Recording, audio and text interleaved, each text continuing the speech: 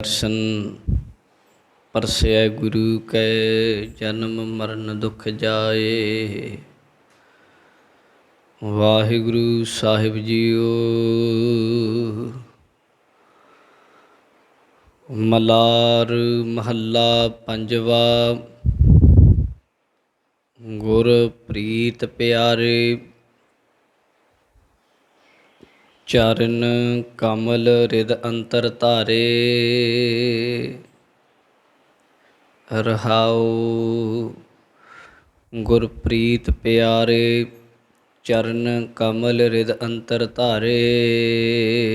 रहाओ दर्श सफलियो दर्श पेखियो गए किल बिख गए। मन निर्मल उजियारे। बिसम बिस्मय बिस्म भई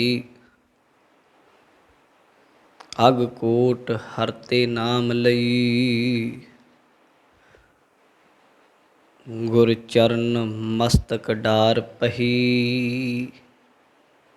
प्रभ एक तू ही एक तुही। भगत टेक तुहारे जन नानक सरन दुआरे। भगत टेक तुहारे जन नानक सरन दुआरे। वाहिगुरु जी का खालसा वाहिगुरु जी की फतेह। जुगो जुग टल गुरता गद्दी ते विराजमान दसां पातशाहियां दी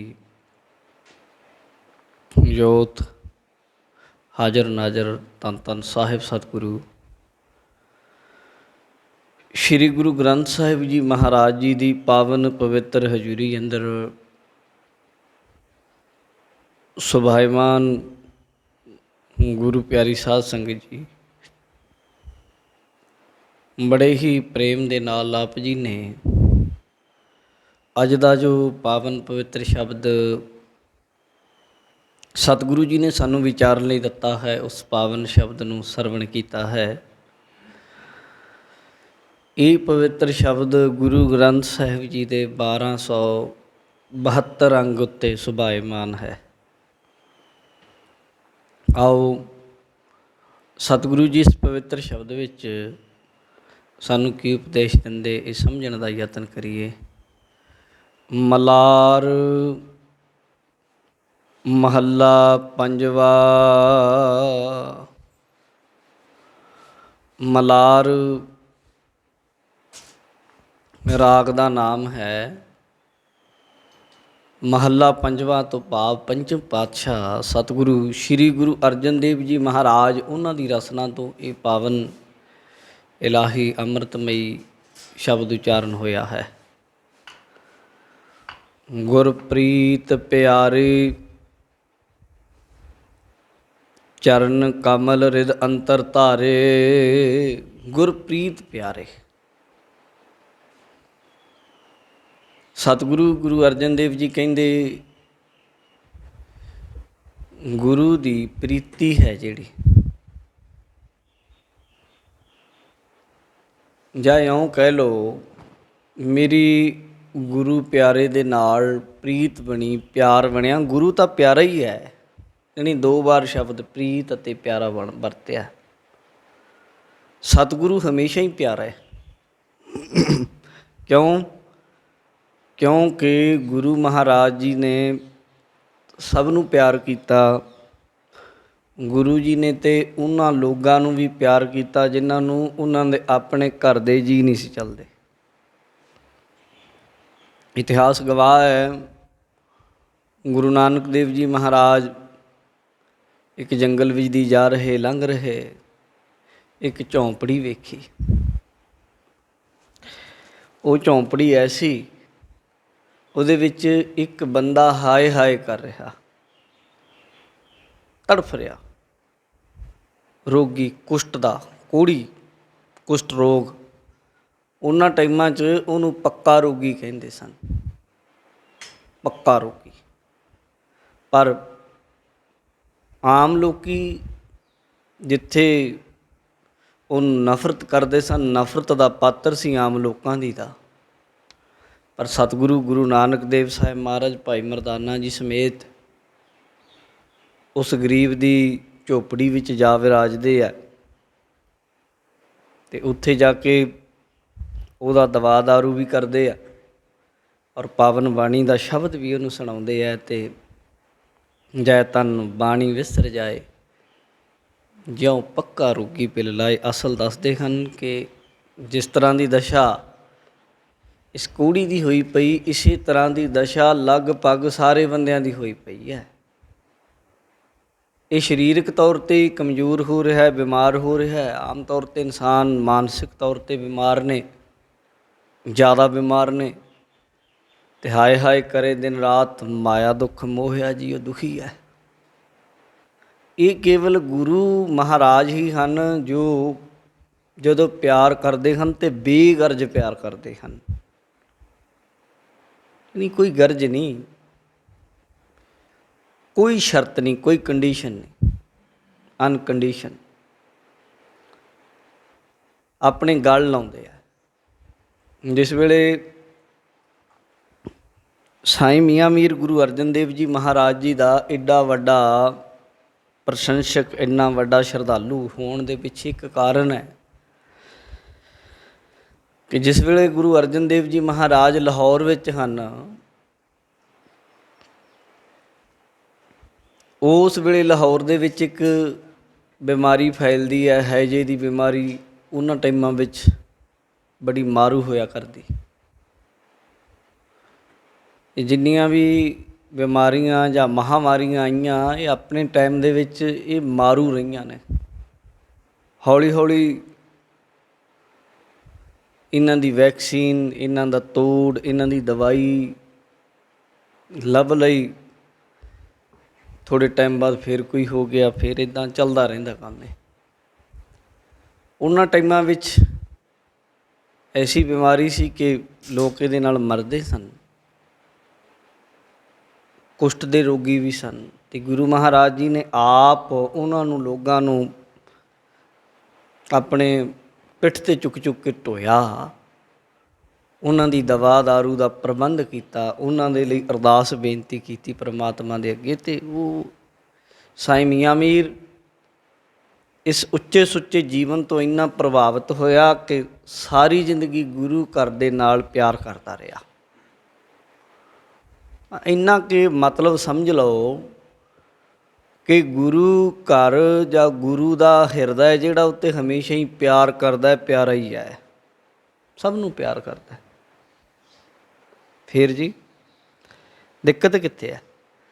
ਦਿੱਕਤ ਇੱਥੇ ਹੈ ਕਿ ਗੁਰੂ 'ਤੇ ਪਿਆਰਾ ਹੈ, ਗੁਰੂ 'ਤੇ ਪਿਆਰ ਕਰਦਾ, ਸਾਡਾ ਹੀ ਮੂੰਹ ਗੁਰੂ ਵੱਲ ਨਹੀਂ।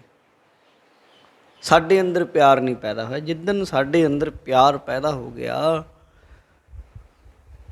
ਉਸ ਦਿਨ ਅਸੀਂ ਕਹਾਂਗੇ ਕਿ ਮੇਰਾ ਹੁਣ ਪਿਆਰੇ ਗੁਰੂ ਨਾਲ ਪਿਆਰ ਪੈ ਗਿਆ। ਦੋ ਸ਼ਬਦ ਵਰਤੇ ਗੁਰੂ ਅਰਜਨ ਦੇਵ ਜੀ ਨੇ, ਗੁਰਪ੍ਰੀਤ ਪਿਆਰੇ। ਕਹਿੰਦੇ ਪਿਆਰੇ ਗੁਰੂ ਨਾਲ ਪ੍ਰੀਤ ਪੈ ਗਈ, ਪਿਆਰ ਪੈ ਗਿਆ। ਅਤੇ ਉਹਦੇ ਨਾਲ ਹੋਇਆ ਕੀ? ਚਰਨ ਕਮਲ ਰਿਦ ਅੰਤਰ ਧਾਰੇ। ਸਤਿਗੁਰੂ ਗੁਰੂ ਅਰਜਨ ਦੇਵ ਜੀ ਮਹਾਰਾਜ ਜੀ ਕਹਿੰਦੇ ਜਿਉਂ ਹੀ ਗੁਰੂ ਦੇ ਨਾਲ ਪਿਆਰ ਪਿਆ, ਗੁਰੂ ਵੱਲ ਮੂੰਹ ਹੋਇਆ, ਪਿਆਰ ਵਿੱਚ ਫਿਰ ਨੇੜਤਾ ਵੱਧਦੀ ਹੈ। ਇੱਕੋ ਇੱਕ ਇਸ ਤਰ੍ਹਾਂ ਦੀ ਇਹ ਕਹਿ ਲਓ ਕਿ ਵਾਹਿਗੁਰੂ ਨੇ, ਅਕਾਲ ਪੁਰਖ ਨੇ ਚੀਜ਼ ਬਣਾਈ ਹੈ ਜਾਂ ਭਾਵਨਾ ਬਣਾਈ ਹੈ ਕਿ ਜਦੋਂ ਇਹ ਪੈਦਾ ਹੋ ਜਾਏ ਅੰਦਰ ਪਿਆਰ, ਪ੍ਰੇਮ ਪਦਾਰਥ, ਅਤੇ ਫਿਰ ਨੇੜਤਾ ਵੱਧ ਜਾਂਦੀ ਹੈ। ਫਿਰ ਪੜਦਾ ਨਹੀਂ ਰਹਿੰਦਾ, ਇੱਥੇ ਤੱਕ ਵੱਧ ਜਾਂਦੀ ਕਿ ਪਸ਼ੂ ਪੰਛੀ ਵੀ ਪਿਆਰ ਦੇ ਵਿੱਚ ਆ ਕੇ ਫਿਰ ਆਪਣਾ ਆਪਾ ਸਮਰਪਿਤ ਕਰ ਦਿੰਦੇ ਆ, ਅਰਪਣ ਕਰ ਦਿੰਦੇ ਆ।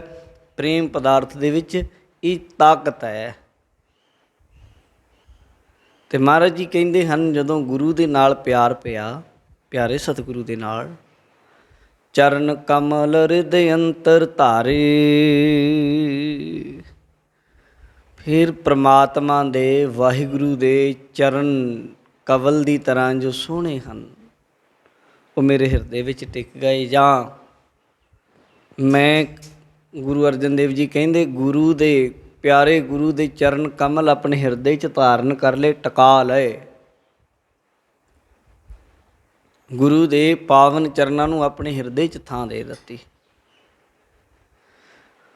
ਗੁਰੂ ਦੇ ਚਰਨਾਂ ਨੂੰ ਹਿਰਦੇ ਵਿੱਚ ਥਾਂ ਦੇਣ ਦੇ ਬਹੁਤ ਸਾਰੇ ਭਾਵ ਵਿਦਵਾਨਾਂ ਵੱਖੋ ਵੱਖਰੇ ਕੱਢੇ ਹੈ, ਪਰ ਅੰਤ ਇੱਥੇ ਹੀ ਪਹੁੰਚਦੇ ਹੈ ਕਿ ਗੁਰੂ ਅੱਗੇ ਹਿਰਦੇ ਨੂੰ ਝੁਕਾ ਦੇਣਾ,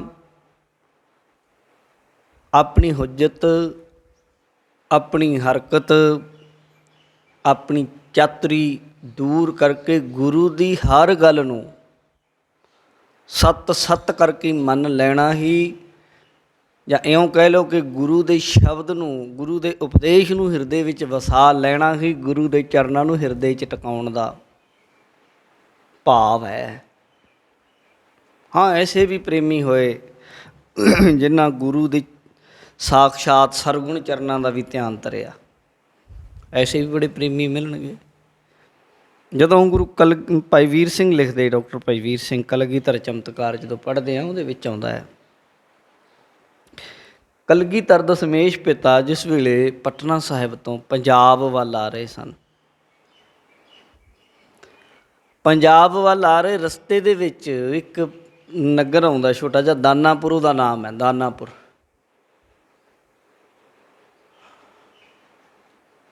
ਉੱਥੇ ਗੁਰੂ ਕਲਗੀਧਰ ਮਹਾਰਾਜ ਸੱਚੇ ਪਾਤਸ਼ਾਹ, ਹਜੇ ਛੋਟੀ ਉਮਰ, ਸਰੀਰਕ ਉਮਰ, ਇਹ ਗੱਲ ਧਿਆਨ ਰੱਖਿਓ, ਗੁਰੂ ਕਦੇ ਛੋਟਾ ਨਹੀਂ ਹੁੰਦਾ, ਗੁਰੂ ਹਮੇਸ਼ਾ ਹੀ ਵੱਡਾ ਹੁੰਦਾ ਹੈ।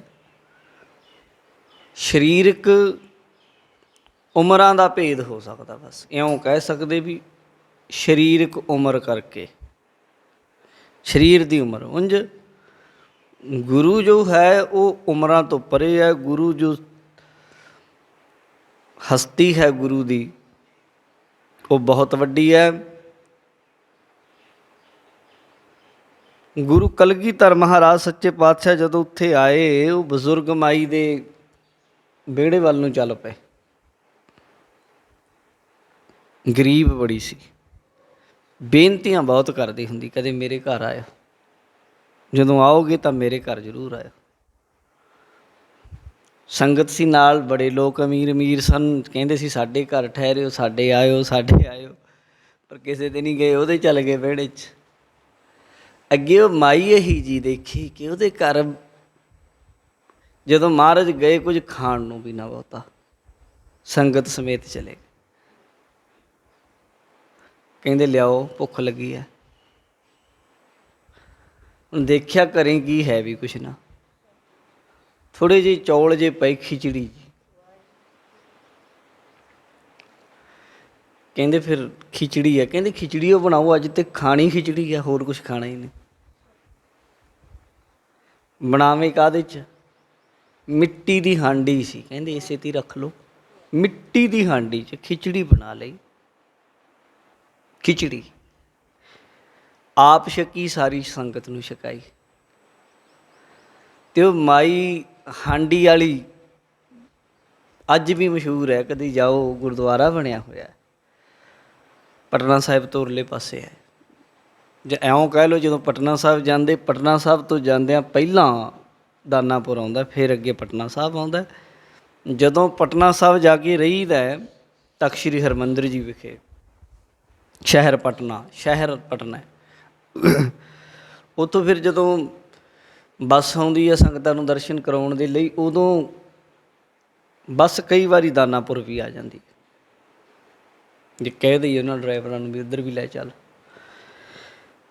ਹੈ ਥੋੜ੍ਹਾ ਜਿਹਾ ਦੂਰ ਹੈ, 20-25 ਕਿਲੋਮੀਟਰ ਦਾ ਫਰਕ ਪੈਂਦਾ। ਚਲੋ ਉੱਥੇ ਜਦੋਂ ਖਿਚੜੀ ਛਕੀ ਉਸ ਗਰੀਬ ਮਾਈ ਦੀ, ਫਿਰ ਜਦੋਂ ਆਏ ਨਾ ਉੱਥੋਂ ਆਉਣ ਲੱਗੇ, ਕਹਿੰਦੇ ਫਿਰ ਹੁਣ ਸਾਨੂੰ ਆਗਿਆ ਦਿਓ। ਬਜ਼ੁਰਗ ਸੀ, ਬਿਰਧ ਸੀ ਮਾਈ ਹਾਂਡੀ ਵਾਲੀ, ਬੋਲ ਨਾ ਹੋਇਆ, ਹਿਰਦਾ ਭਰਿਆ ਆ।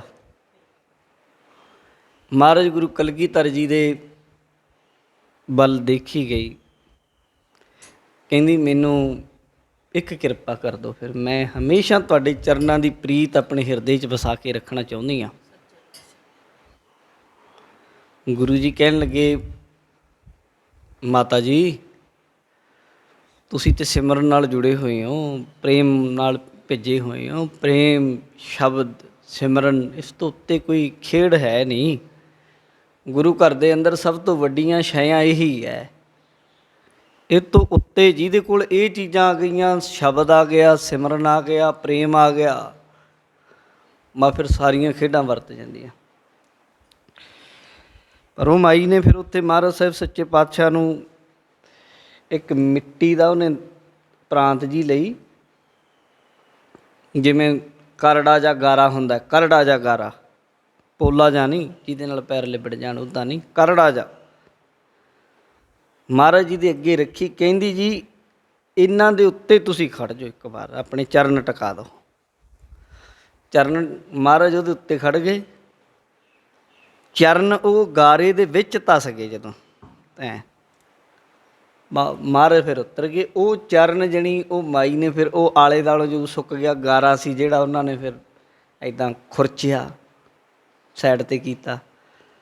ਜਿਹੜੇ ਚਰਨ ਸਨ ਫਿਰ ਉਹਨਾਂ ਦੇ ਨਿਸ਼ਾਨ ਬਾਹਰ ਉੱਭਰੇ ਆਏ। ਅਤੇ ਜਿੰਨਾ ਚਿਰ ਉਹ ਮਾਈ ਜਿੰਦੀ ਰਹੀ, ਜਿਉਂਦੀ ਰਹੀ, ਸਾਰੀ ਜ਼ਿੰਦਗੀ ਉਹ ਚਰਨਾਂ ਵਾਲੀ ਜਿਹੜੀ ਉਹ ਨਿਸ਼ਾਨੀ ਸੀ ਮਾਈ ਨੇ ਸਾਂਭ ਕੇ ਰੱਖੀ ਉਸਨੇ। ਇਸ ਤਰ੍ਹਾਂ ਦਾ ਵੀ ਪਿਆਰ ਹੁੰਦਾ ਹੈ, ਹੋ ਸਕਦਾ ਸਰਗੁਣ ਨਾਲ ਪਿਆਰ। ਪਰ ਵਾਸਤਵਿਕ ਦੇ ਅੰਦਰ ਇਹ ਤਾਂ ਕਿਸੇ ਕਿਸੇ ਨਾਲ ਖੇਡ ਵਰਤਦੀ। ਹੁਣ ਤੁਸੀਂ ਕਿੱਥੋਂ, ਹਰ ਕੋਈ ਬੰਦਾ ਜੇ ਕੋਈ ਅੱਜ ਕਹੇ ਮੈਂ ਗੁਰੂ ਨਾਨਕ ਦੇਵ ਜੀ ਦੇ ਚਰਨਾਂ ਨੂੰ ਜਾਂ ਉਹਨਾਂ ਦੇ ਚਰਨਾਂ ਦੀ ਤਸਵੀਰ ਜਾਂ ਉਹਨਾਂ ਦੀ ਫੋਟੋ ਜਾਂ ਉਹ ਚੀਜ਼ ਨੂੰ ਮੈਂ ਹਿਰਦੇ 'ਚ ਰੱਖਣਾ ਚਾਹੁੰਦਾ, ਪਹਿਲੀ ਗੱਲ ਹਿਰਦਾ ਕੋਈ ਇੱਦਾਂ ਸਥੂਲ ਚੀਜ਼ ਤਾਂ ਹੈ ਨਹੀਂ ਵੀ ਇਹ ਤਾਂ ਦਰਵਾਜ਼ਾ ਖੋਲ੍ਹੋ ਅਤੇ ਅੰਦਰ ਬਾਹਰ ਹੀ ਜਿਹੜੇ ਚਰਨ ਨੇ ਰੱਖੇ ਜਾ ਸਕਦੇ, ਇੱਦਾਂ ਦੀ ਕੋਈ ਸੁਵਿਧਾ ਹੈ ਨਹੀਂ। ਹਿਰਦੇ ਦੇ ਵਿੱਚ ਤੇ ਚਰਨਾਂ ਦਾ ਪਿਆਰ ਪ੍ਰੀਤ ਤੇ ਟਿਕ ਸਕਦੀ ਹੈ। ਇੱਦਾਂ ਤਾਂ ਹੈ ਨਹੀਂ ਵੀ ਹਿਰਦੇ ਦੇ ਵਿੱਚ ਅਸੀਂ ਕੋਈ ਚੀਜ਼ ਰੱਖ ਲਾਂਗੇ, ਉਹ ਡੱਬਾ ਜਾਂ ਕੋਈ, ਇੱਦਾਂ ਤਾਂ ਹੈ ਨਹੀਂ। ਇਹਦੇ ਅੰਦਰ ਤੇ ਗੁਰੂ ਦੇ ਚਰਨਾਂ ਦਾ ਪਿਆਰ ਟਿਕ ਸਕਦਾ, ਵਸ ਸਕਦਾ ਹੈ। ਅਤੇ ਇਹੀ ਵੱਡੀ ਗੱਲ ਹੈ। ਗੁਰੂ ਅਰਜਨ ਦੇਵ ਜੀ ਮਹਾਰਾਜ ਜੀ ਕਹਿੰਦੇ ਨੇ, ਗੁਰਪ੍ਰੀਤ ਪਿਆਰੇ ਚਰਨ ਕਮਲ ਰਿਦ ਅੰਤਰ ਧਾਰੇ। ਕਹਿੰਦੇ ਇਹ ਗੱਲ ਬਣ ਗਈ। ਹੁਣ ਵਾਹਿਗੁਰੂ ਜੀ ਦੇ ਜਾਂ ਗੁਰੂ ਦੇ ਪਿਆਰ ਦੀ ਬਰਕਤ ਦੇ ਨਾਲ ਗੁਰੂ ਦੇ ਚਰਨ ਕਵਲ ਦੀ ਤਰ੍ਹਾਂ, ਕਵਲ ਨਾਲ ਤਸ਼ਬੀਹ ਦਿੰਦੇ ਹੈ। ਕਵਲ ਹੁੰਦਾ ਜਿਹੜਾ ਉਹ ਇੱਕ ਤੇ ਸਾਧ ਸੰਗਤ ਜੀ ਨਿਰਲੇਪ ਬੜਾ ਮੰਨਿਆ ਉਹਨੂੰ, ਚਿੱਕੜ ਦੇ ਵਿੱਚ ਵੀ ਰਹੇ ਅਤੇ ਉਹ ਸਾਧ ਸੰਗਤ ਜੀ ਨਿਰਲੇਪ ਰਹਿੰਦਾ, ਪਹਿਲੀ ਗੱਲ। ਦੂਜੀ, ਸੂਰਜ ਵੱਲ ਮੁੱਖ ਰਹਿੰਦਾ, ਉਹਦਾ ਸੂਰਜ ਨਾਲ ਪ੍ਰੇਮ ਹੈ। ਇੱਦਾਂ ਹੀ ਗੁਰੂ ਜੀ ਦੇ ਚਰਨ ਹਨ, ਗੁਰੂ ਦਾ ਜਿਹੜਾ ਉਪਦੇਸ਼ ਹੈ ਹਮੇਸ਼ਾ ਨਿਰਲੇਪ ਹੈ। ਬੈਰੀ ਮਿੱਤਰ ਨੂੰ ਸਭ ਨੂੰ ਇੱਕ ਸਮਾਨ ਹੈ, ਉੱਚੇ ਨੀਵੇਂ ਨੂੰ ਸਭ ਨੂੰ ਇੱਕ ਸਮਾਨ ਹੈ। ਵਰਨ ਆਸ਼ਰਮ ਦਾ ਕਿਸੇ ਦੇ ਨਾਲ ਲਗਾਓ ਲਪੇਟ ਨਹੀਂ ਹੈ, ਸਭ ਨੂੰ ਉਪਦੇਸ਼ ਚਹੁ ਵਰਨਾ ਕੋ ਸਾਝਾ ਹੈ। ਫਿਰ ਪਰਮਾਤਮਾ ਰੂਪੀ ਸੂਰਜ ਵੱਲ ਨੂੰ, ਉੱਧਰ ਨੂੰ ਬੰਦੇ ਨੂੰ ਪ੍ਰੇਰਦਾ ਹੈ। ਇਸ ਲਈ ਚਰਨ ਕਮਲ ਆਖਿਆ ਹੈ। ਰਿਦ ਅੰਤਰ ਧਾਰੇ, ਕਹਿੰਦੇ ਹਿਰਦੇ ਵਿੱਚ ਧਾਰਨ ਕਰ ਲਏ ਹਨ।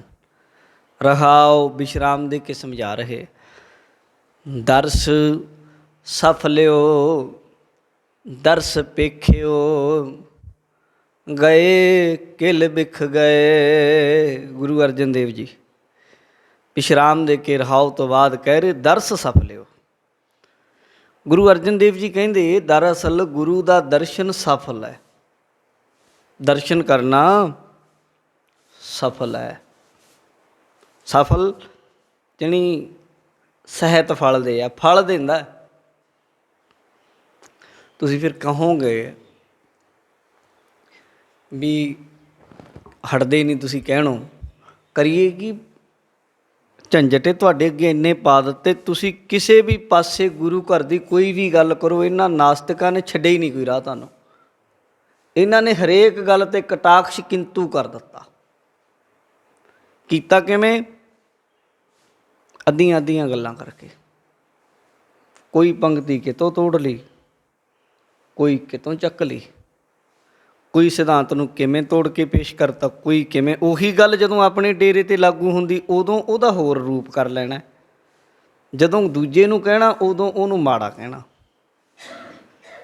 ਆ ਪਿਛਲੇ ਦਿਨੀਂ ਇੱਕ ਭਾਈ ਦੀ ਮੈਂ ਸੁਣ ਰਿਹਾ ਵੀਡੀਓ ਮੈਨੂੰ ਭੇਜੀ, ਉਹ ਕਹਿੰਦਾ ਸਾਡੇ ਕਥਾਵਾਚਕਾਂ ਨੇ, ਪਹਿਲਾਂ ਕਹਿੰਦਾ ਫਿਰ ਰਾਗੀਆਂ ਨੇ, ਢਾਡੀਆਂ ਨੇ, ਪ੍ਰਚਾਰਕਾਂ ਨੇ, ਇਹੀ ਕਹਿੰਦਾ ਇਹਨਾਂ ਨੇ, ਇਹ ਮੰਗ ਖਾਣਿਆਂ ਨੇ ਮੰਗਤੀ ਬਣਾਤੀ ਕੌਮ। ਪਹਿਲਾਂ ਇਹ ਸ਼ਬਦ ਵਰਤੇ। ਮੈਨੂੰ ਵੀ ਲੱਗੀ ਗੱਲ ਵੀ ਹੈ ਤਾਂ ਅਸੀਂ ਮੰਗਤੇ ਹੀ ਹਾਂ, ਗੁਰੂ ਦੇ ਹਾਂ, ਪਰ ਮੰਗਤੇ ਤਾਂ ਹੀ ਹਾਂ। ਚਲੋ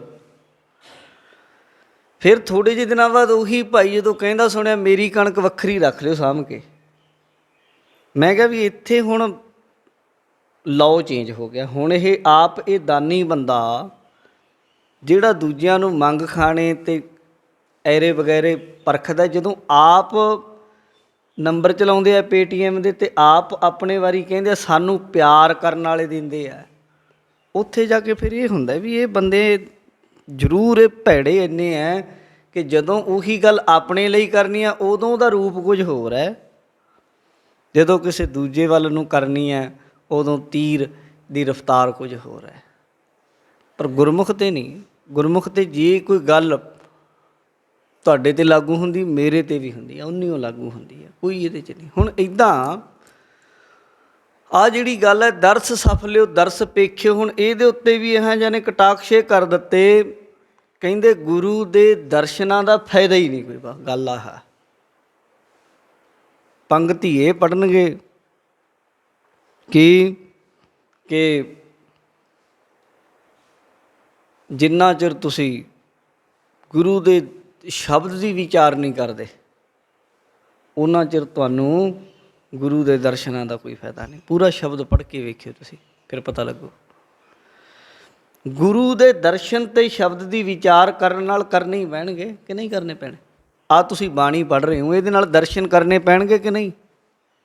ਜਦੋਂ ਤੁਹਾਡੇ ਹਿਰਦੇ 'ਚ ਪਹਿਲਾਂ ਹੀ ਇਹ ਗੱਲ ਵਸਾ ਦਿੱਤੀ ਵੀ ਗੁਰੂ ਦੇ ਦਰਸ਼ਨਾਂ ਦਾ ਕੋਈ ਫਾਇਦਾ ਨਹੀਂ, ਅਤੇ ਮਜਾਲ ਹੈ ਤੁਸੀਂ ਕਿਤੇ ਰੁਮਾਲਾ ਚੱਕ ਜਾਓ ਕਿਤੇ ਭੁਲੇਖੇ ਦੇ ਨਾਲ ਵੀ, ਨਹੀਂ ਚੱਕੇ ਜਾ ਸਕਦੇ। ਗੁਰੂ ਦੇ ਦਰਸ਼ਨ ਸ਼ਬਦ ਹੈ ਜਿਹੜਾ ਉਹ ਅੱਖਾਂ ਦੇ ਨਾਲ ਸੰਬੰਧ ਰੱਖਦਾ, ਦੀਦਿਆਂ ਦੇ ਨਾਲ ਦਰਸ਼ਨ, ਅਤੇ ਕੰਨਾਂ ਦੇ ਨਾਲ ਬਾਣੀ ਸੁਣੀ ਜਾਂਦੀ ਹੈ, ਸ਼ਰਵਣ ਹੈ ਉਹ। ਦੋ ਚੀਜ਼ਾਂ ਨੇ, ਨੇਤਰੀ ਸਤਿਗੁਰ ਪੇਖਣਾ, ਸ਼ਰਵਣੀ ਸੁਣਨਾ ਹਰਿ ਨਾਮ। ਨੇਤਰਾਂ ਦੇ ਨਾਲ ਗੁਰੂ ਦੇ ਦਰਸ਼ਨ ਕਰਨੇ, ਸਰਵਣਾਂ ਦੇ ਨਾਲ ਹਰੀ ਦਾ, ਪਰਮਾਤਮਾ ਦਾ ਨਾਂ, ਗੁਰੂ ਦਾ ਦਿੱਤਾ ਹੋਇਆ ਸ਼ਬਦ ਸੁਣਨਾ। ਅੰਤਰ ਗੁਰ ਆਰਾਧਨਾ, ਜਿਹਵਾ ਜਪ ਗੁਰ ਨਾਉ। ਅੰਦਰ ਹਿਰਦੇ ਵਿੱਚ ਆਰਾਧਨਾ ਅਤੇ ਜੀਭ ਨਾਲ ਜਪਣਾ, ਦੋਵੇਂ ਚੀਜ਼ਾਂ ਦੱਸੀਆਂ ਨੇ। ਅਤੇ ਇੱਥੇ ਗੁਰੂ ਅਰਜਨ ਦੇਵ ਜੀ ਨੇ ਉਹ ਜਿਹੜਾ ਭੁਲੇਖਾ ਆਮ ਤੌਰ 'ਤੇ ਪਾਇਆ ਜਾਂਦਾ ਉਹ ਕੱਢ ਦਿੱਤਾ। 2 ਵਾਰ ਗੱਲ ਕੀਤੀ, ਕਹਿੰਦੇ ਦਰਸ ਸਫ ਲਿਓ ਦਰਸ ਪੇਖਿਓ। ਦਰਸ਼ਨ ਗੁਰੂ ਦਾ ਸਫਲ ਹੈ, ਫਲ ਦੇਣ ਵਾਲਾ ਹੈ। ਮਹਾਰਾਜ ਕਹਿੰਦੇ ਫਲ ਦਿੰਦਾ ਹੀ ਦਿੰਦਾ ਹੈ, ਇਉਂ ਨਹੀਂ ਕਿ ਗੁਰੂ ਦੇ ਦਰਸ਼ਨਾਂ ਦਾ ਕੋਈ ਫਾਇਦਾ ਹੀ ਨਹੀਂ। ਅਤੇ ਦੂਜੇ ਪਾਸੇ ਜੇ ਕਿਸੇ ਦੇ ਦਰਸ਼ਨ ਦਾ ਕੋਈ ਫਾਇਦਾ ਜਾਂ ਨੁਕਸਾਨ ਹੈ ਨਹੀਂ, ਭਗਤ ਨਾਮਦੇਵ ਜੀ ਨੂੰ ਕੀ ਕਹਿਣ ਦੀ ਲੋੜ ਸੀ? ਜੋ ਨਾ ਭਜੰਤੇ ਨਾਰਾਇਣਾ ਤਿਨ ਕਾ ਮੈਂ ਨਾ ਕਰੂੰ ਦਰਸ਼ਨਾ। ਕਹਿੰਦੇ ਜਿਹੜਾ ਬੰਦਾ ਰੱਬ ਦਾ ਨਾਮ ਨਹੀਂ ਲੈਂਦਾ, ਜਿਹੜੇ ਬੰਦੇ ਨੂੰ ਪਰਮਾਤਮਾ ਦੇ ਨਾਮ 'ਤੇ ਯਕੀਨ ਨਹੀਂ, ਜਿਹੜੇ ਇਨਸਾਨ ਨੂੰ ਉਸ ਰੱਬਿਲ ਕੁਲ ਆਲਮੀ ਕੁਲ ਦੁਨੀਆ ਦੇ ਮਾਲਕ ਦਾ ਯਕੀਨ ਹਿਰਦੇ 'ਚ ਹੈ ਨਹੀਂ, ਭਗਤ ਜੀ ਕਹਿੰਦੇ ਜਿਹੜੇ ਉਹਦੇ ਨਾਮ ਨੂੰ ਨਹੀਂ ਜਪਦੇ, ਵਾਹਿਗੁਰੂ ਦੇ ਨੂੰ ਮੈਂ ਕਹਿੰਦੀ ਦਰਸ਼ਨੇ ਨਹੀਂ ਕਰਨੇ ਉਹਦੇ। ਲਓ, ਜੋ ਨਾ ਭਜੰਤੇ ਨਾਰਾਇਣਾ, ਆਹਾ ਕਿੱਡਾ ਵੱਡਾ। ਉੱਦਾਂ ਕਹਿੰਦੇ ਜੀ ਕੱਟੜ ਹੈ ਜੀ, ਕੱਟੜ ਬੜਾ, ਅਤੇ ਉਹ ਹਾਂਜੀ ਉਹ ਤਾਂ ਪਹਿਲਾਂ ਹੀ ਬੈਠੇ ਆ ਅੰਦਰ। ਤੁਸੀਂ ਜ਼ਿੰਦਗੀ ਦੇ ਵਿੱਚ ਕੰਮ ਧੰਦੇ ਕਰਦਿਆਂ ਕਦੇ ਇਹ ਤਾਂ ਨਹੀਂ ਸੋਚਿਆ ਹੋਣਾ, ਅਸੀਂ ਸੋਚਦੇ ਹਾਂ ਵੀ ਚਲੋ ਸਵੇਰੇ ਗੁਰਸਿੱਖਾਂ ਦੇ ਦਰਸ਼ਨ ਹੋਣ, ਫਤਿਹ ਬੁਲਾਈਏ, ਗੁਰੂ ਘਰ ਜਾਈਏ, ਪਰ ਜ਼ਿੰਦਗੀ 'ਚ ਨਿਯਮ ਤਾਂ ਨਹੀਂ ਬਣਾਇਆ ਕਿ ਫਲਾਣਾ ਬੰਦਾ ਨਾਸਤਿਕ ਹੈ ਉਹਦੇ ਮੱਥੇ ਨਹੀਂ ਲੱਗਣਾ। ਪਰ ਭਗਤ ਜੀ ਦਾ ਨਿਯਮ ਬਣਾਇਆ ਹੋਇਆ ਸੀ, ਜਿੰਨਾ ਚਿਰ ਕੋਈ ਨਾਮ ਜਪਣ ਵਾਲਾ ਨਾ ਹੋਣਾ ਉਹਨਾਂ ਨੇ ਮੂੰਹ ਹੀ ਨਹੀਂ ਕਰਨਾ ਉੱਧਰ। ਉਹਨੂੰ ਉਹ ਕੱਟੜ ਨਹੀਂ ਸਨ, ਉਹ ਦਰਅਸਲ ਉਹ ਜਾਣਦੇ ਸਨ ਅਸਲੀਅਤ ਨੂੰ ਕਿ ਇਹਨਾਂ ਦੇ ਜਿਹੜੇ ਇਹ ਸਾਕਤ ਨੇ ਨਾ, ਇਹਨਾਂ ਨਾਲੋਂ ਤਾਂ ਸੂਰ ਚੰਗਾ। ਕਬੀਰ ਜੀ ਕਹਿੰਦੇ ਆ, ਕਬੀਰ ਸਾਕਤ ਤੇ ਸੂਕਰ ਭਲਾ। ਸਾਕਤ ਰੱਬ ਤੋਂ ਟੁੱਟਿਆ ਹੋਇਆ ਨਾਸਤਿਕ, ਨਾਮ ਨੂੰ ਨਹੀਂ ਜਿਹੜਾ ਮੰਨਦਾ, ਨਾਮ ਦੀ ਤਾਕਤ ਨੂੰ। ਹੋਰ ਤੇ ਸਭ ਕੁਝ ਮੰਨਦਾ। ਸਾਕਤ ਕੋਲ ਘਰ ਵੀ ਵੱਡਾ ਹੁੰਦਾ ਹੈ, ਸਾਕਤ ਕੋਲ ਪੈਸੇ ਵੀ ਹੁੰਦੇ, ਸਾਕਤ ਦੇ ਬਾਲ ਬੱਚੇ ਵੀ ਹੁੰਦੇ, ਨਿਆਣੇ ਵੀ ਹੁੰਦੇ।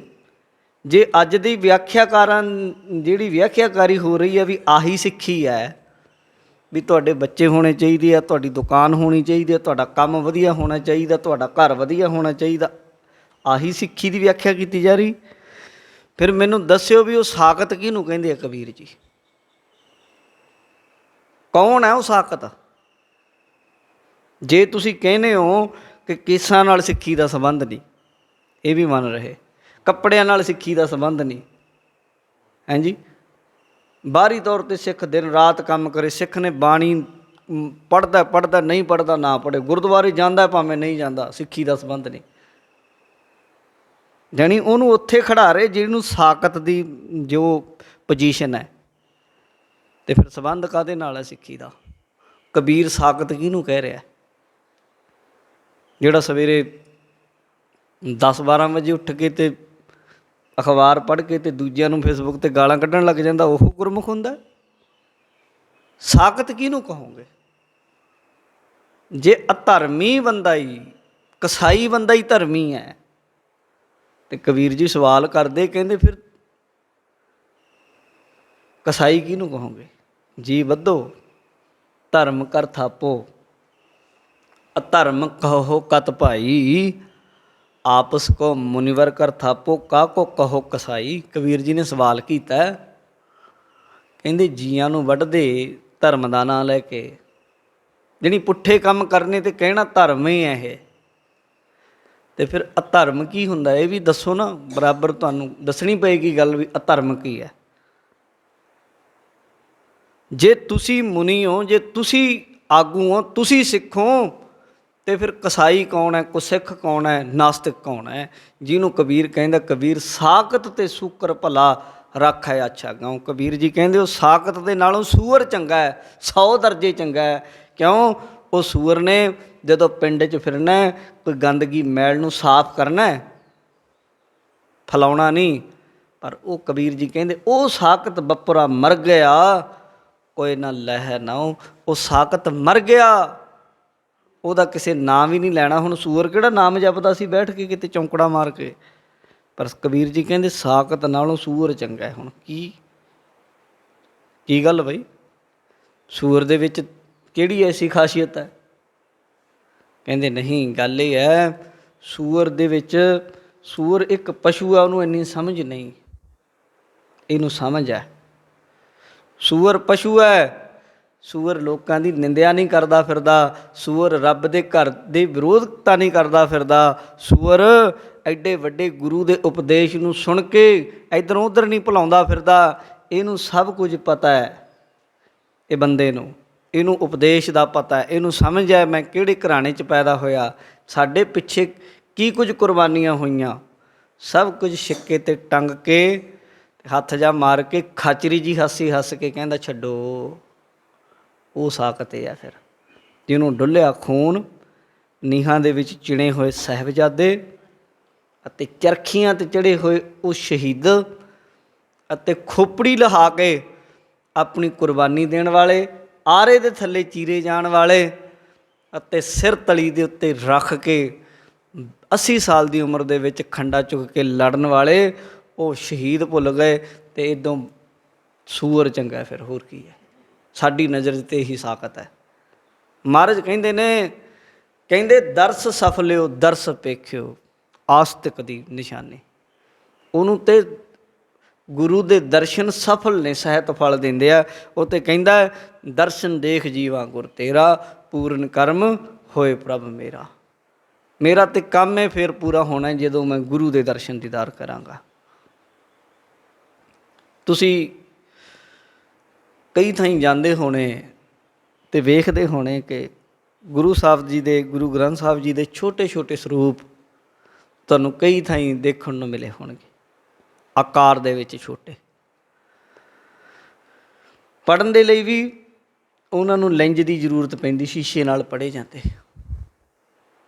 ਸੋਚਿਆ ਨਹੀਂ ਕਿ ਕਿਉਂ ਐਡੇ ਐਡੇ ਕੁ ਸਰੂਪ ਬਣਾਉਣੇ ਪਏ ਜਾਂ ਲਿਖਣੇ ਪਏ ਜਾਂ ਇਸ ਤਰ੍ਹਾਂ ਦੇ ਉਹ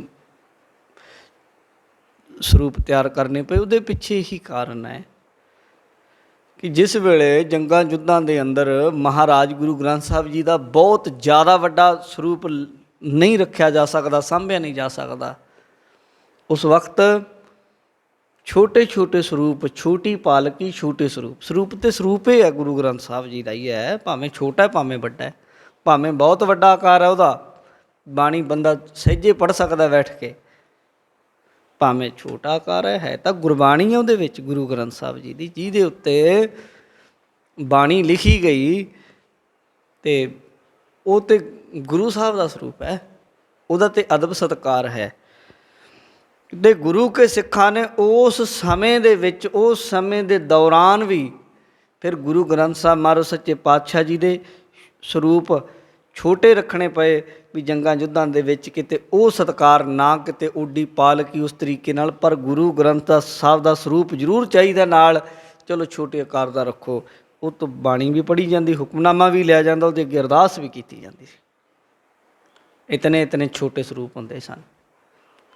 ਜੇ ਇਹ ਕੀ ਸੀ ਸਿੱਖਾਂ ਦੇ ਅੰਦਰ ਭਾਵਨਾ ਸੀ ਕਿ ਸਾਡੇ ਨਾਲ ਸਾਡਾ ਗੁਰੂ ਹੈ, ਗੁਰੂ ਗ੍ਰੰਥ ਸਾਹਿਬ ਹੈ।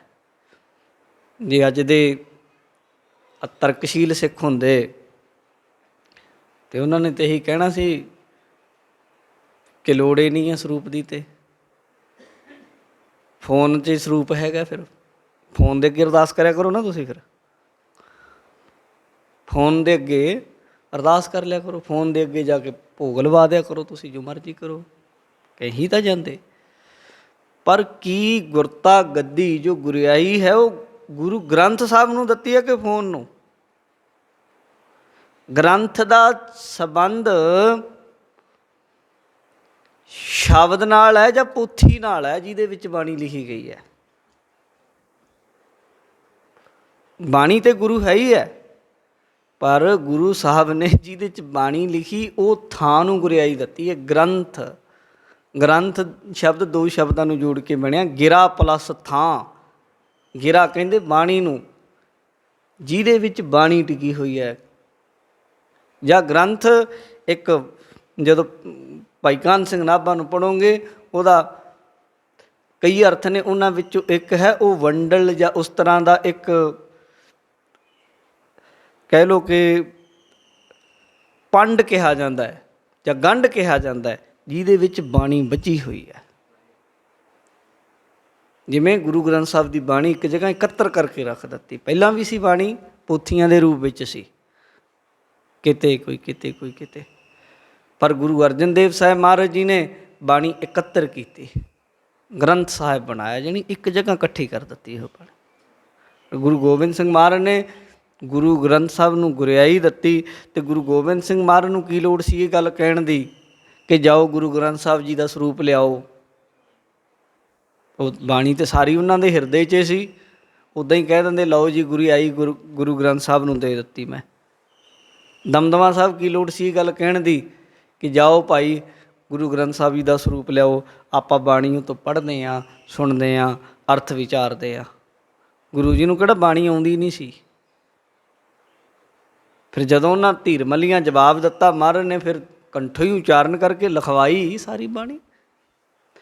ਤਾਂ ਇਸ ਲਈ ਜਦੋਂ ਅਸੀਂ ਅਧੂਰੀਆਂ ਜਿਹੀਆਂ ਗੱਲਾਂ ਜਾਂ ਆਪਣੇ ਇਤਿਹਾਸ ਤੋਂ, ਆਪਣੇ ਪਿਛੋਕੜ ਤੋਂ ਜਾਣੂ ਨਾ ਹੋਈਏ, ਫਿਰ ਕੇਵਲ ਸ਼ੰਕੇ ਹੀ ਸ਼ੰਕੇ ਪੱਲੇ ਰਹਿ ਜਾਂਦੇ ਆ, ਝਾਰਨੇ ਦੀ ਤਰ੍ਹਾਂ ਸਭ ਕੁਝ ਚੰਗਾ ਚੰਗਾ ਬਹਿ ਜਾਂਦਾ।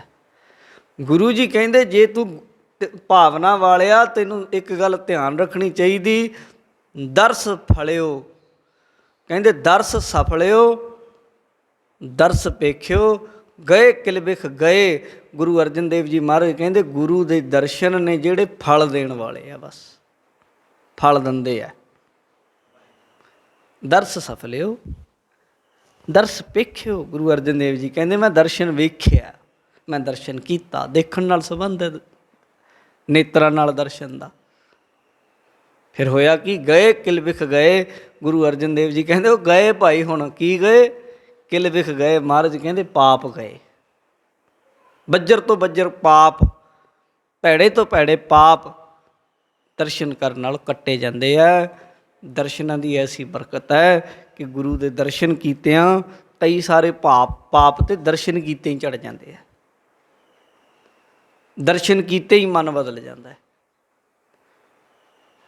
ਭਵਿੱਖ ਬਦਲ ਜਾਂਦਾ ਹੈ। ਜਿਹੜਾ ਗੁਨਾਹ ਕਰਨ ਚੱਲਿਆ ਸੀ, ਗੁਰੂ ਦੇ ਦਰਸ਼ਨ ਹੋ ਗਏ, ਗੁੱਸੇ 'ਚ ਸੀ, ਬਸ ਮਨ ਠੰਡਾ ਹੋ ਗਿਆ। ਬਾਣੀ ਬੈਠਿਆ, ਗੁਰੂ ਨੇ ਕਲਾ ਵਰਤਾ ਦਿੱਤੀ। ਬਾਣੀ ਦਾ ਸ਼ਬਦ ਸੁਣਿਆ, ਕਲਾ ਵਰਤ ਗਈ। ਬਾਣੀ ਪੜ੍ਹੀ, ਕਲਾ ਵਰਤ ਗਈ। ਨਹੀਂ ਵੀ ਬਾਣੀ ਪੜ੍ਹੀ, ਗੁਰਦੁਆਰੇ ਆਇਆ, ਸਾਰੇ ਜਗ੍ਹਾ ਨਹੀਂ, ਹਰੇਕ ਪਿੰਡ ਵਿੱਚ ਬਾਣੀ ਨਹੀਂ ਪੜ੍ਹੀ ਜਾਂਦੀ ਦਿਨ ਚੜ੍ਹੇ ਤੱਕ, ਜਾਂ ਉਹ ਸਵੇਰੇ ਅੰਮ੍ਰਿਤ ਵੇਲੇ ਨਿਤਨੇਮ ਕਰਦੇ। ਪਰ ਬੰਦਾ ਆਇਆ ਦਿਨ ਦੇ ਵਿੱਚ, ਮਹਾਰਾਜ ਦੇ ਦਰਸ਼ਨ ਕੀਤੇ, ਮੱਥਾ ਟੇਕਿਆ, ਆਪ ਬਾਣੀ ਪੜ੍ਹ ਲੈਂਦੇ ਕਈ। ਜੇ ਨਹੀਂ ਤਾਂ ਕੋਲ ਬਹਿ ਜਾਂਦੇ, ਵਾਹਿਗੁਰੂ ਵਾਹਿਗੁਰੂ ਕਰਦੇ, ਮਨ ਨੂੰ ਠੰਡਕ ਮਹਿਸੂਸ ਹੁੰਦੀ। ਅਤੇ ਮਹਾਰਾਜ ਕਹਿੰਦੇ ਹੁੰਦਾ ਕੀ ਹੈ? ਕਹਿੰਦੇ ਗਏ ਕਿਲ ਵਿਖ ਗਏ। ਬਈ ਗੁਰਮੁਖੋ, ਕਿਲ ਵਿਖ, ਭੈੜੇ ਤੋਂ ਭੈੜੇ ਕਿਲ ਵਿਖ ਕਹਿੰਦੇ ਆ ਪਾਪਾਂ ਨੂੰ, ਪਾਪ ਕੱਟੇ ਗਏ। ਗੁਰਮਤ ਵਿੱਚ ਇਹ ਪਾਪ ਕੱਟਣ ਦਾ ਇਹ ਵੀ ਇੱਕ ਰਾਹ ਹੈ। ਹੋਰ ਮੱਤਾਂ ਦੇ ਵਿੱਚ ਪਾਪ ਕੱਟਣ ਦੇ ਲਈ ਹੋਰ ਸਾਰੇ ਕਈ ਸਾਰੇ ਕੰਮ ਹੈ। ਪ੍ਰਾਸ਼ਚਿਤ ਕਰਮ ਉਹਨਾਂ ਦੇ ਵਿੱਚ ਹੈ। ਜਦੋਂ ਤੁਸੀਂ ਪੜ੍ਹੋਗੇ, 2 ਤਰ੍ਹਾਂ ਦਾ ਕਰਮ ਦੱਸਿਆ ਹੈ ਸ਼ਾਸਤਰਾਂ ਦੇ ਵਿੱਚ। ਇੱਕ ਉਹ ਹੈ ਜਿਹੜਾ ਕਰਨ ਦੇ ਲਈ ਹੈ, ਇੱਕ ਉਹ ਹੈ ਜਿਹੜਾ ਰੋਕਿਆ ਗਿਆ। ਜਿਹੜਾ ਕਰਨ ਲਈ ਆ ਉਹ ਕਰੇ, ਪਰ ਜਿਹੜਾ ਰੋਕਿਆ ਗਿਆ ਜੇ ਉਹ ਹੋ ਜਾਏ ਕੰਮ ਬੰਦੇ ਤੋਂ,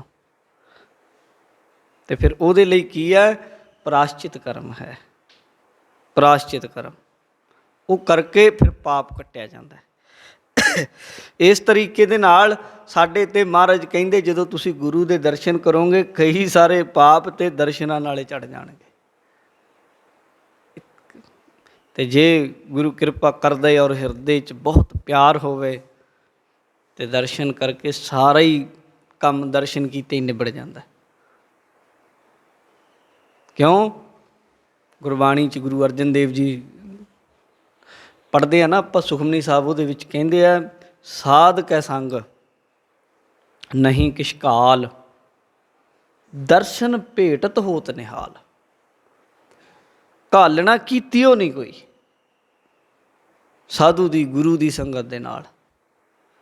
ਫਿਰ ਕਹਿੰਦੇ ਦਰਸ਼ਨ ਕਰਦੇ ਹੀ ਨਿਹਾਲ ਹੋ ਗਿਆ। ਨਦਰ ਨਾਲੇ ਉਹਨੇ ਨਿਹਾਲ ਕਰ ਦਿੱਤਾ। ਬਸ ਕੁਝ ਬੋਲਿਆ ਨਹੀਂ, ਕੁਝ ਨਹੀਂ ਕਿਹਾ, ਬਸ ਉਹਨੇ ਨਦਰ ਪਾਈ, ਨਿਹਾਲ ਹੋ ਗਿਆ, ਸੁਰਤ ਜੁੜ ਗਈ। ਇਹ ਗੁਰੂ 'ਚ ਬਰਕਤ ਹੈ। ਮਹਾਰਾਜ ਕਹਿੰਦੇ ਮਨ ਨਿਰਮਲ ਉਜਿਆਰੇ। ਆਹਾ, ਮਨ ਨਿਰਮਲ ਹੋ ਗਿਆ। ਕਬੀਰ ਮਨ ਨਿਰਮਲ ਪਿਆ ਜੈਸਾ ਗੰਗਾ ਨੀਰ। ਨਿਰਮਲ ਹੋਣਾ ਕਿਤੇ ਸੌਖਾ ਕੰਮ ਹੈ? ਨਿਰਮਲ, ਮਲ ਤੋਂ ਰਹਿਤ, ਮਨ ਦਾ ਸ਼ੁੱਧ ਹੋ ਜਾਣਾ। ਇੱਦਾਂ ਜਿਵੇਂ ਗੰਗਾ ਦੇ ਪਾਣੀ ਨੂੰ ਸ਼ਾਸਤਰਾਂ 'ਚ ਸ਼ੁੱਧ ਮੰਨਿਆ, ਜਾਂ ਜਿੱਥੋਂ ਗੰਗਾ ਨਿਕਲਦੀ ਗੰਗੋਤਰੀ ਤੋਂ, ਉੱਥੇ ਤੇ ਹੁਣ ਵੀ ਸ਼ੁੱਧ ਹੈ ਪਾਣੀ। ਇਹ ਤਾਂ ਰਾਹ ਦੇ ਵਿੱਚ ਅਸੀਂ ਮੈਲਾ ਮੂਲਾ ਲੋਕਾਂ ਨੇ ਕਰ ਦਿੱਤਾ, ਪਰ ਜਿੱਥੋਂ ਨਿਕਲਦਾ ਹੈ ਪਹਾੜ ਦੀ ਧਾਰ 'ਚ, ਉੱਥੇ ਤੇ ਦੁਧੀਆ ਕਲਰ ਦਾ ਇੰਨਾ ਸੋਹਣਾ ਪਾਣੀ ਹੈ, ਸ਼ੁੱਧ ਹੈ। ਕਹਿੰਦੇ ਇੰਨਾ ਵਧੀਆ ਹੋ ਗਿਆ ਮਨ। ਅਤੇ ਫਿਰ ਪਾਛੈ ਲਾਗੋ ਫਿਰ ਹਰ ਫਿਰੈ ਕਹਿਤ ਕਬੀਰ। ਕਬੀਰ ਜੀ ਕਹਿੰਦੇ ਹੁਣ ਪਹਿਲਾਂ ਮੈਂ ਰੱਬ ਦੇ ਪਿੱਛੇ ਪਿੱਛੇ ਘੁੰਮਦਾ ਸੀ, ਹੁਣ ਰੱਬ ਕਹਿੰਦਾ ਕਬੀਰ ਰੁਕ ਤੇ। ਕਬੀਰ ਦੱਸ ਫਿਰ ਕੀ ਕਰੀਏ? ਕਬੀਰ ਕੋਈ ਕੰਮ ਤੇ ਹੋਵੇ ਦੱਸ। ਕਿੱਡੀ ਵੱਡੀ ਉਹ ਭਾਵਨਾ, ਜਾਣੀ ਉਹਨਾਂ ਦੇ ਅੰਦਰ ਦੀ ਸ਼ਕਤੀ ਨੂੰ, ਅੰਦਰ ਜੋ ਕੁਝ ਵਰਤ ਰਿਹਾ ਸੀ ਉਹਨਾਂ ਨੇ ਸ਼ਬਦਾਂ ਵਿੱਚ ਜਾਣੀ ਪ੍ਰੋਣ ਦਾ ਯਤਨ ਕੀਤਾ, ਅਤੇ ਉਹਨਾਂ ਨੇ ਉਹਨੂੰ ਅੰਦਰਲੀਆਂ ਭਾਵਨਾਵਾਂ ਨੂੰ ਜਦੋਂ ਸਥੂਲ ਰੂਪ ਦਿੱਤਾ, ਸ਼ਬਦ ਰੂਪ ਵਿੱਚ ਬਾਹਰ ਆਈਆਂ ਗੱਲਾਂ, ਅਤੇ ਉਹਨਾਂ ਨੇ ਆਖਿਆ ਹੁਣ ਇਹਦੇ ਅੰਤਰੀਵ ਅਰਥ ਤੇ ਪਤਾ ਨਹੀਂ ਉਹਨਾਂ ਦੇ ਅੰਦਰ ਦੇ ਹਿਰਦੇ ਵਿੱਚ ਕਿਹੜੇ ਵਹਿਨ ਸਨ ਵੀ ਰੱਬ ਕਿਵੇਂ ਕਬੀਰ ਕਰਦਾ ਹੈ। ਪਰ ਜਦੋਂ ਆਪਾਂ ਇਹਦੇ ਅਰਥ ਕੱਢਾਂਗੇ ਸ਼ਾਬਦਿਕ ਤੌਰ 'ਤੇ, ਤੇ ਉਹਦੇ ਇਹ ਅਰਥ ਨਿਕਲਣਗੇ ਕਿ ਕਬੀਰ ਦੇ ਪਿੱਛੇ ਪਿੱਛੇ ਰੱਬ ਫਿਰਦਾ ਹੈ, ਤੇ ਰੱਬ ਕਹਿੰਦਾ ਕਬੀਰ ਕਬੀਰ ਆਵਾਜ਼ਾਂ ਮਾਰਦਾ ਫਿਰਦਾ। ਕਹਿਤ ਕਬੀਰ ਕਬੀਰ 2 ਵਾਰੀ ਦੁਹਰਾਇਆ ਵੀ ਕਬੀਰ ਜੀ ਰੁਕੋ, ਆਵਾਜ਼ਾਂ ਮਾਰਨੀਆਂ। ਪਰ ਇਹ ਕਦੋਂ ਹੋਇਆ? ਕਹਿੰਦੇ ਜਦੋਂ ਮਨ ਨਿਰਮਲ ਹੋਇਆ। ਹੁਣ ਇੱਥੇ ਵੀ ਉਹੀ ਗੱਲ ਕਹਿ ਰਹੇ ਗੁਰੂ ਜੀ, ਕਹਿੰਦੇ ਮਨ ਨਿਰਮਲ ਉਜਿਆਰੇ। ਕਹਿੰਦੇ ਗੁਰੂ ਦੇ ਦਰਸ਼ਨਾਂ ਦੇ ਨਾਲ, ਗੁਰੂ ਦੀ ਸੰਗਤ ਵਿੱਚ ਬੈਠਣ ਦੇ ਨਾਲ ਮਨ ਨਿਰਮਲ ਹੁੰਦਾ ਹੈ। ਉਜਿਆਰੇ, ਉਜਿਆਰਾ ਕਹਿੰਦੇ ਚਾਨਣ ਨੂੰ। ਕਹਿੰਦੇ ਮਨ ਦੇ ਵਿੱਚ ਰੌਸ਼ਨੀ ਆਉਂਦੀ ਹੈ, ਮਨ ਦੇ ਵਿੱਚ ਚਾਨਣ ਹੁੰਦਾ ਹੈ। ਮਨ ਵਿੱਚ ਕਾਹਦਾ ਚਾਨਣ ਹੋਊ? ਮਨ ਵਿੱਚ ਕੋਈ ਬਾਹਰਲਾ ਦੀਵਾ ਜਾਂ ਲਾਈਟ ਨਹੀਂ, ਮਨ ਦੇ ਵਿੱਚ ਗੁਰ ਗਿਆਨ ਦੀਆ ਮਨ ਸਮਝਾ।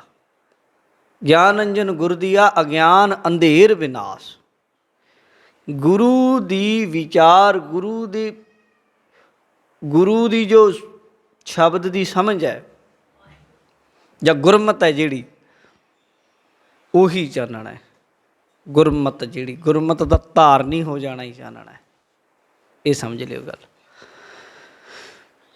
ਜਦੋਂ ਗੁਰੂ ਗਿਆਨ ਦਾ ਸੁਰਮਾ ਅੱਖਾਂ 'ਚ ਪਾਉਂਦਾ ਹੈ, ਫਿਰ ਅਗਿਆਨਤਾ ਦਾ ਹਨੇਰਾ ਕੱਟਿਆ ਜਾਂਦਾ ਮਨ ਦੇ ਵਿੱਚ। ਅਗਿਆਨਤਾ ਜਣੀ ਉਹ ਕੰਮ ਕਰਨੇ ਜਿਹੜੇ ਇਸ ਜਨਮ ਨੂੰ ਵਿਅਰਥ ਲੈ ਕੇ ਜਾ ਰਹੇ ਹੈ।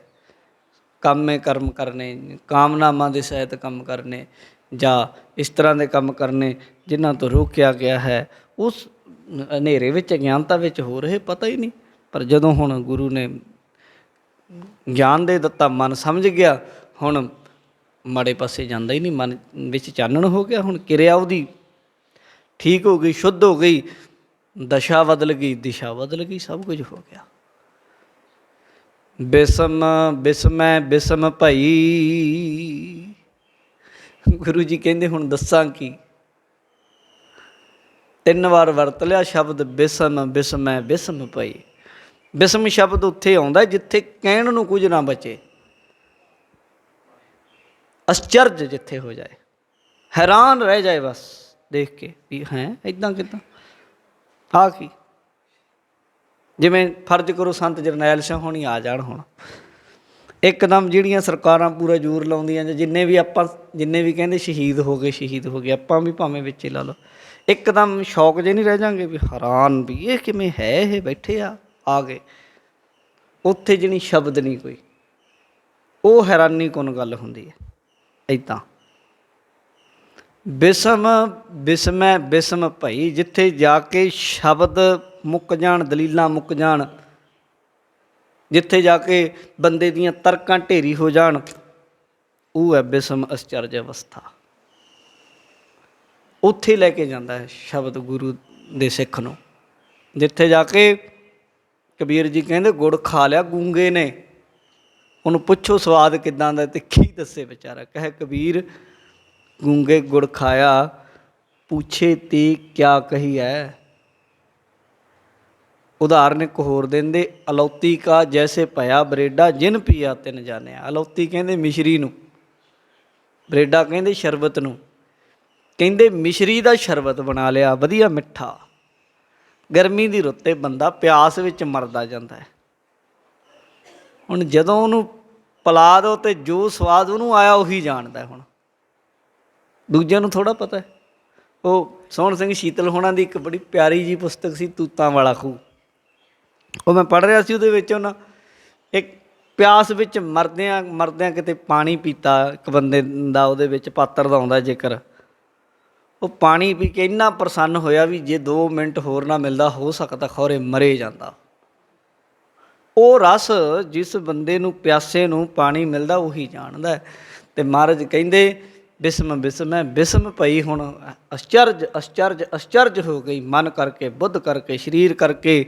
ਮਹਾਰਾਜ ਕਹਿੰਦੇ ਬਚਨਾਂ ਕਰਕੇ, ਕਰਮਾਂ ਕਰਕੇ ਬਸ ਅਸਚਰਜ ਹੋ ਗਈ। ਹਾਂ, ਅਤੇ ਨਾਲ ਕਹਿੰਦੇ ਹਨ ਅਗ ਕੋਟ ਹਰਤੇ ਨਾਮ ਲਈ, ਅਗ ਪਾਪ ਕੋਟ ਜਣੀ ਕਰੋੜਾਂ ਹੀ, ਕੋਟੀ ਕਰੋੜਾਂ ਹੀ ਪਾਪ ਹਰਤੇ ਖਤਮ ਹੋ ਗਏ। ਕਾਹਦੇ ਨਾਲ ਜੀ? ਕਹਿੰਦੇ ਨਾਮ ਲੈਣ ਮਾਤਰ ਦੇ ਨਾਲ। ਵਾਹਿਗੁਰੂ ਕਹੋ ਅਤੇ ਪਾਪ ਕੱਟੇ ਜਾਂਦੇ। ਹੈਰਾਨੀ ਦੀ ਗੱਲ ਹੈ, ਕਿਵੇਂ ਹੋ ਸਕਦਾ ਇੱਦਾਂ? ਪਰ ਕਹਿੰਦੇ ਹੋ ਰਿਹਾ ਇੱਦਾਂ। ਗੁਰ ਚਰਨ ਮਸਤਕ ਡਾਰ ਪਹੀ। ਗੁਰੂ ਦੇ ਚਰਨਾਂ ਦੇ ਵਿੱਚ ਹੁਣ ਮੈਂ ਆਪਣਾ ਮਸਤਕ ਡਾਰ ਜਣੀ ਰੱਖ ਦਿੱਤਾ, ਜਾਂ ਪਹੀ ਉਸ ਪਹੇ ਦੇ ਉੱਤੇ, ਉਸ ਰਾਹ ਦੇ ਉੱਤੇ ਮੈਂ ਆਪਣਾ ਮਸਤਕ ਰੱਖ ਦਿੱਤਾ ਜਿਹੜੇ ਰਾਹਾਂ ਤੋਂ ਮੇਰਾ ਸੋਹਣਾ ਗੁਰੂ ਜਾਂਦਾ, ਜਾਂ ਪਹੀ ਮੈਂ ਉੱਥੇ ਪਾ ਦਿੱਤਾ ਆਪਣਾ ਸਿਰ ਗੁਰੂ ਦੇ ਚਰਨਾਂ ਵਿੱਚ। ਪ੍ਰਭ ਏਕ ਤੂੰ ਹੀ, ਏਕ ਤੂੰ ਹੀ, ਹੁਣ ਤੇ ਇੱਕ ਤੂੰ ਹੀ ਹੋ, ਸਿਰਫ ਇੱਕ ਤੂੰ ਹੀ ਹੈ। ਹੋਰ ਮੇਰੇ ਜੀਵਨ ਵਿੱਚ ਕਿਸੇ ਦਾ ਓਟ ਆਸਰਾ ਨਹੀਂ, ਹੋਰ ਕਿਸੇ ਵੱਲ ਆਸ ਨਹੀਂ ਹੈ। ਭਗਤ ਟੇਕ ਤੁਹਾਰੇ, ਹੇ ਵਾਹਿਗੁਰੂ ਤੇਰੇ ਭਗਤਾਂ ਨੂੰ ਤੇਰੀ ਟੇਕ, ਤੇਰਾ ਆਸਰਾ ਹੈ। ਜਨ ਨਾਨਕ ਸਰਨ ਦੁਆਰੇ, ਕਹਿੰਦੇ ਹੇ ਵਾਹਿਗੁਰੂ, ਗੁਰੂ ਅਰਜਨ ਦੇਵ ਜੀ, ਜਨ ਨਾਨਕ ਮੈਂ, ਗੁਰੂ ਅਰਜਨ ਦੇਵ ਜੀ ਕਹਿੰਦੇ ਨੇ, ਸ਼ਰਨ ਦੁਆਰੇ, ਤੇਰੇ ਦੁਆਰੇ 'ਤੇ, ਤੇਰੇ ਦਰ 'ਤੇ ਸ਼ਰਨ ਆ ਗਿਆ ਹਾਂ। ਜਿਹੜਾ ਤੇਰੀ ਸ਼ਰਨ ਆਉਂਦਾ ਹੈ ਹੇ ਵਾਹਿਗੁਰੂ, ਉਹਦੇ ਲੋਕ ਸੁਖੀਏ ਪਰਲੋਕ ਸੁਹੇਲੇ ਕਰਦੇ ਹੋ। ਮੈਂ ਵੀ ਸ਼ਰਨ ਆਇਆ ਹਾਂ। ਇਹ ਗੁਰੂ ਜੀ ਨੇ ਸ਼ਬਦ ਅੰਦਰ ਬਖਸ਼ਿਸ਼ ਕੀਤੀ। ਸ਼ਬਦ ਦੀ ਸੰਪੂਰਨਤਾ, ਸਮੇਂ ਦੀ ਸਮਾਪਤੀ, ਹੋਈਆਂ ਭੁੱਲਾਂ ਦੀ ਖਿਮਾ। ਸਮੂਹ ਸਾਧ ਸੰਗਤ ਦਾ ਧੰਨਵਾਦ ਜੀ। ਭਗਤ ਟੇਕ ਤੁਹਾਰੇ, ਜਨ ਨਾਨਕ ਸ਼ਰਨ ਦੁਆਰੇ। ਵਾਹਿਗੁਰੂ ਜੀ ਕਾ ਖਾਲਸਾ, ਵਾਹਿਗੁਰੂ ਜੀ ਕੀ ਫਤਿਹ।